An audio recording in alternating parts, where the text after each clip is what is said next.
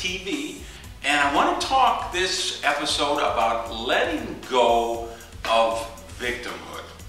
And we've discussed this in some of the earlier episodes where we've talked about if you want to hang on to being a victim, then you can't be a victor. But let's dig a little deeper. I mentioned this book in an earlier episode too, As a Man Thinketh by James Allen. I hope you've got this in your collection. If not, you've simply got to get it. But listen to this passage that I want to share with you this week. It has been useful for men to think and to say, many men are slaves because one is an oppressor. Let us hate the oppressor. Now, however, there is an increasing view, a tendency to reverse this judgment and to say, one man is an oppressor because many are slaves. Let us despise the slaves. Now, that may sound really mean-spirited or shocking at first, but that's not the point.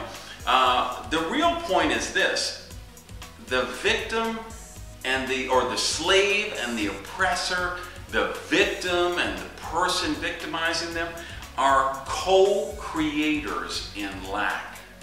They're co-creators in victimhood. They're co-creators in lack consciousness, poverty consciousness, victimhood, whatever we want to call it.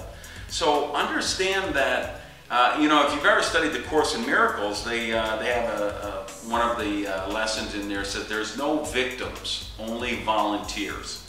And I have to tell you, when I first heard that, it seemed really rough to me, pretty tough, and I was thinking, how could they say that? I got all this stuff happen to me, and I'm just this innocent victim. And but of course, I was manifesting all that stuff. I was attracting all of that stuff because I owned being a victimhood. If you ever study writing, and this would be really helpful for you, like when you go and be a fiction writer, like lesson 101 is what they call the hero's journey. And that's where you take this ordinary person who faces some extraordinary challenge and becomes victorious. And we can go all the way back to Greek mythology and see this. We can go back 400 years ago to Puccini operas and see this. We can see Lord of the Rings, Star Wars, Spider-Man, Superman, anything modern today, John Grisham novels, Robert Ludlum novels. They all follow the same pattern, which is the hero's journey.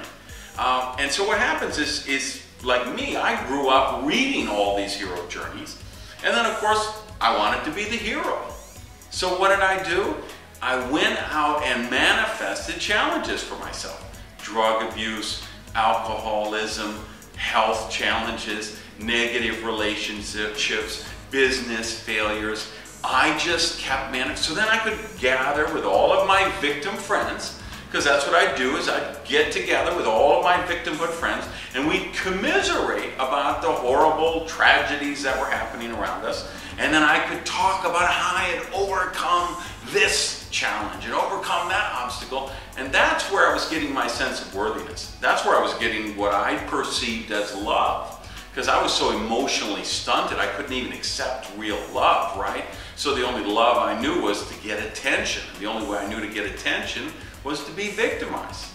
So I want you to think about that. Are you doing that in any area of your life? Health, relationships, money, work, any of those things. Have you created a tougher story for yourself subconsciously? Because none of us do this consciously.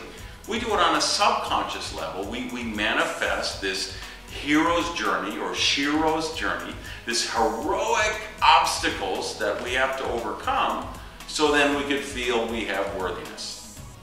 Think about that. Because I promise you, you don't need to do that anymore. You are worthy. You are meant to be healthy.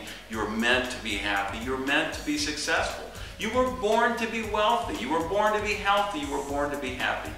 But if you remember my first book in the 5-book prosperity series, if you haven't read that, I hope you read those. But take the first one, the purple one. It's called Accept Your Abundance, and read that one first. Because you can't be treated for prosperity. You have to be open to receive it. So thanks for stopping by. I hope you'll subscribe, get down below, share your thoughts, and share the video with others you think would appreciate the message. I'll talk to you next time, and until then, live rich.